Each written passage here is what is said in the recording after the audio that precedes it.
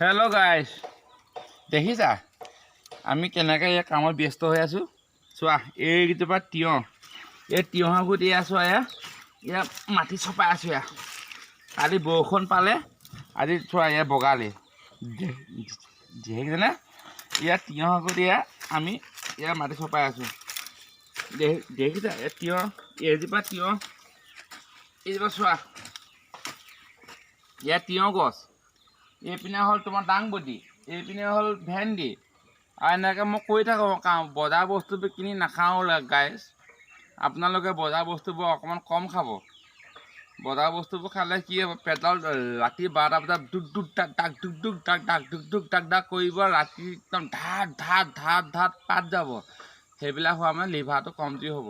গতিকে নিজে অকণমান পৰিশ্ৰম কৰিবচোন, নিজে অকণমান পৰিশ্ৰম কৰিব, পৰিশ্ৰম কৰি অকণমান নিজৰ ঘৰতে লগাই খাব, চব্জিটো ভাল পাব। চাওক মই ইয়াত দেখিছেনে ইয়াত কেনেকৈ ইয়াত তিয়ঁহৰ গুৰিত এই মাটি চপাই আছোঁ। ইয়াৰ হ'ল আপোনাৰ দাংবডি, ইয়াত জেং দি আছোঁ। এইজোপা হ'ল আপোনাৰ ৰঙালাও, এই মাটি চপাই আছোঁ। ইয়াত দেখিছেনে?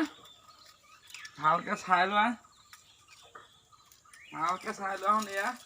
এয়া দাংবডি বগাইছ, ইয়াত ভিতৰত বেছিকৈ সোমাব নোৱাৰে, আগবোৰ ভাগি যাব। এইজোপা তিয়ঁহ এইপিনৰ পৰা চাই ল'ব দিয়া। এইজোপা তিয়ঁহ মই এইপিনৰ পৰা আহিম। এইজোপা তিয়ঁহ চয়া, দেখিছেনে কি ধুনীয়াকৈ ইয়াত মাটি চপাই আছোঁ। তোমালোকে এনেকৈ অকণমান কষ্ট কৰিবাচোন। এইজোপা তিয়ঁহ চোৱা, ইয়াত বগাব লৈছে আৰু এইজোপাকে জেং এটা লাগিব। এনেকৈ নিজৰ ঘৰৰ খাদ্যটো নিজে অকণমান যদি প্ৰতিপাল কৰি যদি খোৱা, তেতিয়া ভালকৈ বস্তুটো তোমালোকে নিজৰ স্বাস্থ্যৰ কাৰণে ভাল। বজাৰ বস্তু খোৱা তোমালোকে কম খাবা। নিজে কিনি খোৱা বস্তুটো বেলেগ আৰু ঘৰত কৰি খোৱাটো বেলেগ, আমেজটো বেলেগ। ঘৰত তুমি যি নহওক একো আমি ইয়াত কেমিকেল নিদিওঁ। আমি ঘৰত দিছোঁ তোমাৰ জৈৱিক সাৰ দিছোঁ, গোবৰ দিছোঁ, ফুটছাই দিছোঁ, তাৰপৰা তোমাৰ ছাগলী গোবৰ, হাঁহৰ গোবৰ, মুৰ্গী গোবৰ, সেইসোপা আমি এইবিলাকত দিছোঁ। কিন্তু বজাৰত যি বস্তু দিব তাত দিব তোমাৰ কেমিকেল, ইউৰিয়া সাৰ, DAP, চুপাৰ, ফচফৰাছ, MOP, সেইসোপা দি ডাঙৰ কৰিব। সিমানে তেজত খাই কি হ'ব, কিন্তু লিভাৰটো খতম, পেটৰ গেছ, ল'ৰা ছোৱালী বা আজিকালি খুব অকণ ল'ৰা ছোৱালী। সেই প্ৰভু আপোনালোকে সেইটো নাখাব। আপোনালোকে নিজে অকণমান কষ্ট কৰিবচোন। ভাল সঁচ চাই গুটি আনিব বজাৰৰ পৰা, আনি পেলাই এনেকৈ ধুনীয়াকৈ অকণমান খেতি কৰিব, কৰি এনেকৈ জেং দিব, জেং দি পেলাই আপোনালোকে কৰিব। মোৰ খেতি চোৱা, মোৰ খেতি দেখিছে নাই? এইখিনি হ'ল আপোনালোকৰ এইখিনি আশীৰ্বাদত দিয়া মোৰ ঘৰৰ দাংবডি। দাংবডি মাটি চপাই হৈছে। দেখিছে নাই? হ'ল দাংবডি, দেখিছা?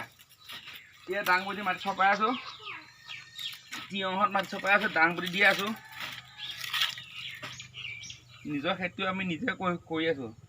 তাৰপৰা এইপিনে আছে তোমাৰ ভেন্দি। দাংবডি মাটিত পৰি গৈছেগৈ, দাংবডি মাটিত পৰি গৈছে। জেং ইয়াৰ পৰা কাটি কাটি পেলাই ইয়ালৈ উঠাই আছোঁ। চোৱা দেখিছা নাই? দাংবডি জেং দিছোঁ।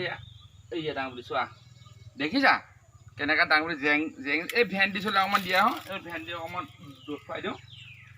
হ'ল ভেন্দি, এইপিনে ঘূৰি আছোঁ, এইপিনে ঘূৰি আছোঁ। ভেন্দি মাটি চপাব হ'ল। দেখিছা? দেখিছেনে? চাই লয়। হ'ল ভেন্দি, দেখিছা?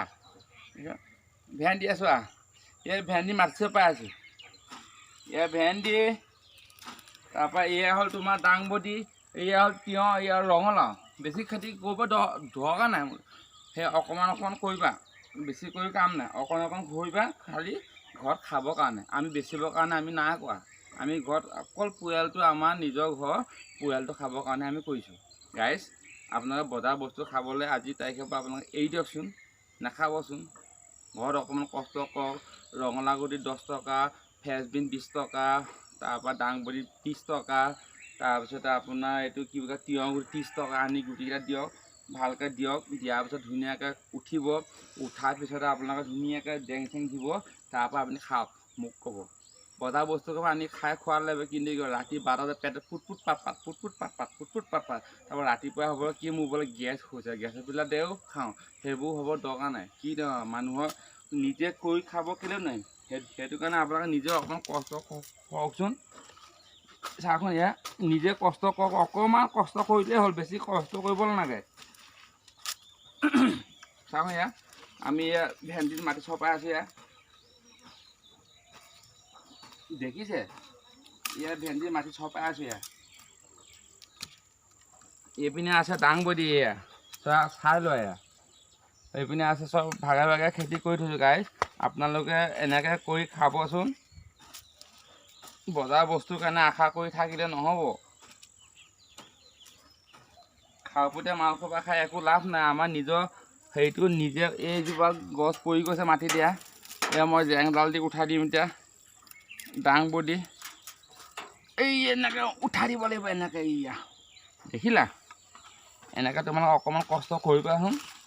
কষ্ট মানে কি অকণমানহে আৰু, তাৰপৰা লাহেকৈ গছত জেঙত ভগোৱাৰ লগে লগে লাহেকৈ ফলটো লাগিলে আৰু।